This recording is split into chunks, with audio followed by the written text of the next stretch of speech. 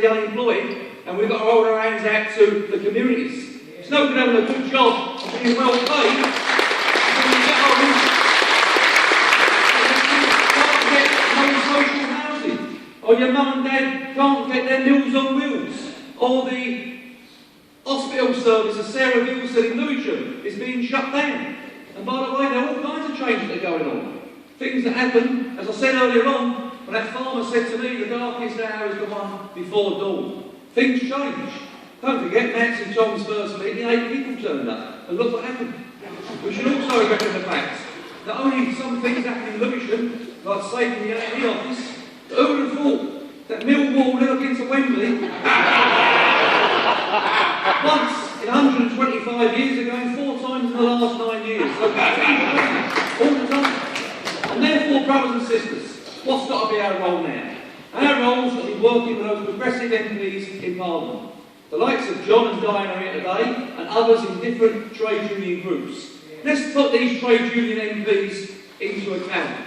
There's a group of MPs in Parliament, or the trade union group of MPs, and we need to ask meetings about what they're doing to raise the agenda of putting the repeal of all anti-trade union laws on that agenda. I can't for the life of me understand paying someone on one day to represent you and then saying, are you going to be supporting the workplace? For example, if you're a shop steward or a local representative or a branch secretary or a delegate to your conference, and you said to your constituents that I am not going to carry out what my mandate is, then you wouldn't be a delegate anymore.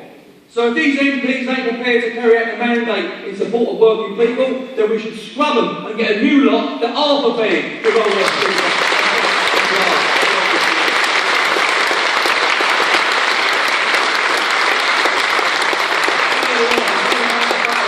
Who's in the Labour Party and who's not in the Labour Party is about progressive forces against those forces that want to try and smash us. Of course they want to try and smash us, because as John quite rightly says, as they take away trade union organisations, their profits go up. And that's what it's all about at the end of the day. It's about who's top dog at the workplace. As I said earlier on, who is organised at that workplace. And if they're better organised than us, their profits are going to go up. And if we're better organised than them, our wages will go up at the expense of their profits. Whoever's stronger at any given moment in time is going to be top dog at the workplace. So therefore, brothers and sisters, let's remember this day, on the day that we've now established one movement in this country to repeal the anti-trade union laws and give people freedom. And let's recognise the fact that the TUC needs to wake up. It needs to wake up because when I left school, I knew the majority of the General Council members when I was even at school. I've got to say I don't know some of them on the General Council, and I'll sit on there myself, which finds it very hard to do. We've got to start showing our feet. Not only to other people, but to the bosses, importantly. And more importantly, we need solidarity.